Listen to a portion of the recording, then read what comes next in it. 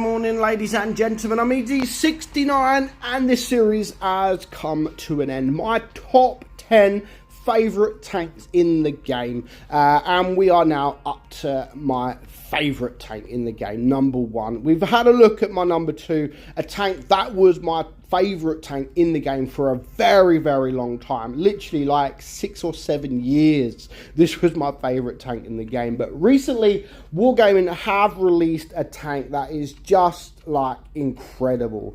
Some people might not like it, but I absolutely love this tank. It is, of course, the STRV K.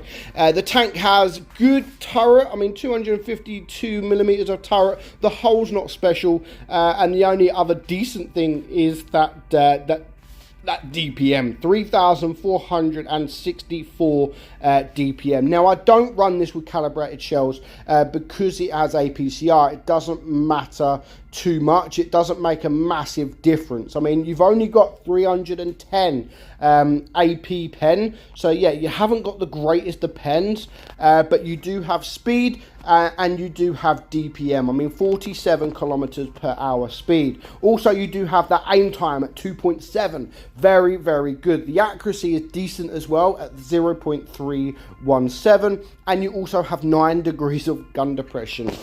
So yeah, it looks fantastic. The tank really, really does look good. And yeah, I've spoke about the tank recently, and it's just, for me, it just plays brilliantly. I know there's going to be some people out there that doesn't get on with the tank, and that is absolutely fine, but for me it just fits my play style now. I do like to play it quite aggressive, especially if I can get on a ridge, and there are occasions, even if you are hull down, you will get penetrated. But as you can see there, we get a nice bounce. We don't get that bounce from the side. That was actually a pretty decent shot from the Yo, but we did get the bounce from the 60 TP, and we did get 1 bounce from that Yo at least. So already 830 blocked damage. So yeah, the armor profile when you're in a hold down position actually can work. So now my team, literally all my team apart from the 2 that's already dead, are now dealing with just these couple of guys around this corner. So of course I do want to take care of the 60 TP. He's now very, very low hit points. He has a big gun, so dealing with him is an absolute must. So he is now a 1-shot. So we are going to deal with him. As soon as he turns around the corner, we're going to get the shot, and we're going to miss. So now he's gone. At least 3 of our tanks that are here, the E100, the 60 TP, can all push this Yo. Now, the best thing is there is no tank destroyers, so there is no one sort of camping at the back and farming damage. So we're actually taking care of this this Yo very, very quickly. And before you know it, we're in the lead. I mean, it's a 5 versus 4 now.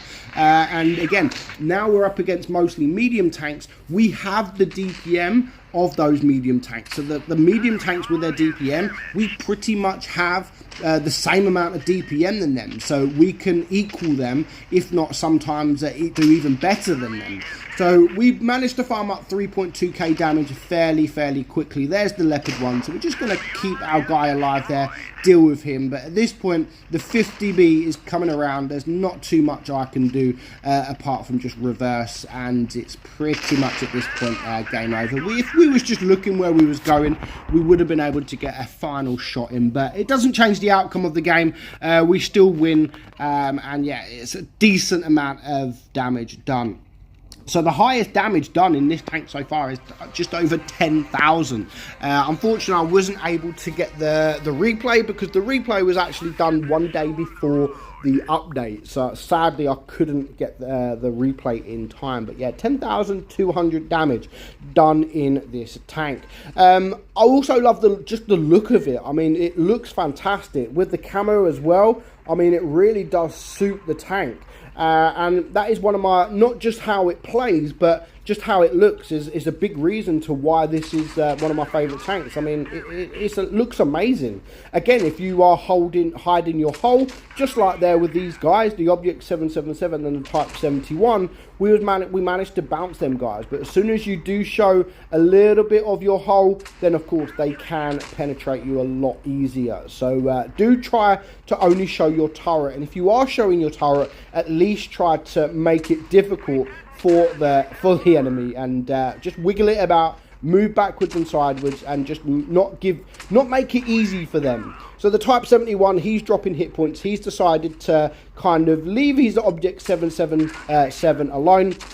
And as you can see, we do get another bounce from this guy. So now we are able to almost take care of him. That was a bit of a low roll there. In fact, that was a very bad low roll. Leave him on 19 hit points. We didn't even do 200 damage. However, we do manage to kill him. The Type 71 is a 2-shot. He does shoot, so we're going to go for that lower plate. Again, when you can get the high rolls, 375, that is a decent roll. But yeah, it's just those low rolls where you do less than 300. I mean, you're doing 270 or 280 sometimes for a heavy tank.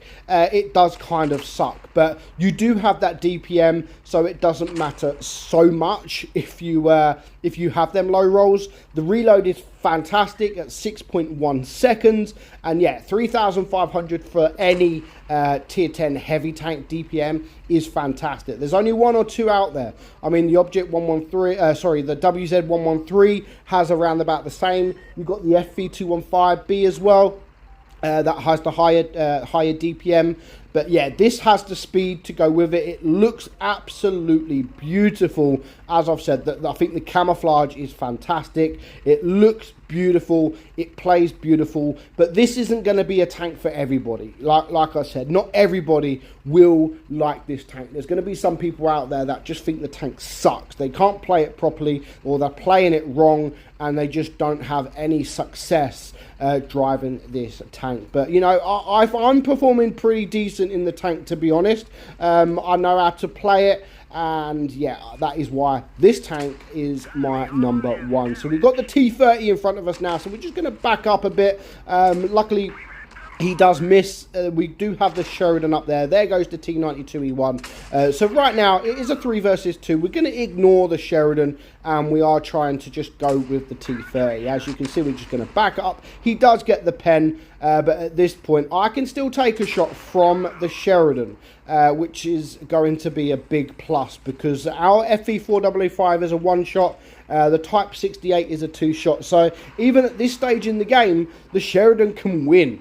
He can still win, so I'm not taking anything for granted. So he has now been shot. He does take care of the FE405, so we are just going to push forward. But again, we do play it very risky, because by the time I get there, he is going to be reloaded. And I'm just thinking, at this point, I'm just going to push forward. I didn't expect him to back up, but you know, him backing up is also going to get him killed. So a nice amount of damage, 1,200 block damage, 4,400, and we've done that easily, you know, because of the DPM. We managed to do that very, very easily. So my number one tank is out there, the STRV K.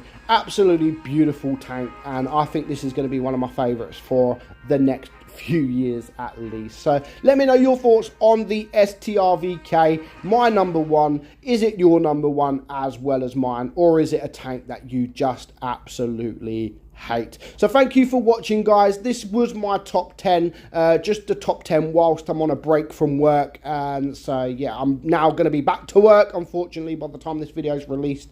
So yeah, enjoyable. So I hope you enjoyed this series, guys. I'm Meadsy, and I will catch you all soon. Bye bye.